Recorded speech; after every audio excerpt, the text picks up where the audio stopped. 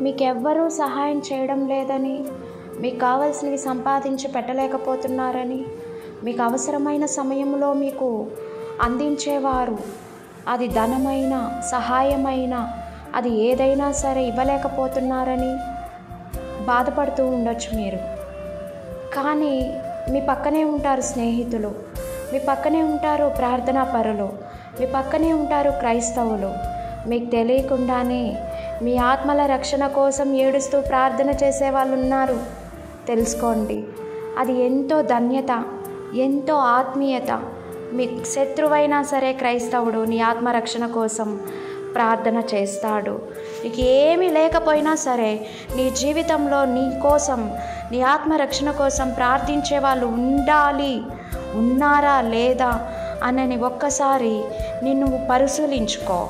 నిన్ను పరిశీలించుకున్నట్లయితే నీ వెనుక నీ కోసం ప్రార్థించేవారు ఎవరున్నారో నీకు తెలుస్తుంది. ఆమెన్.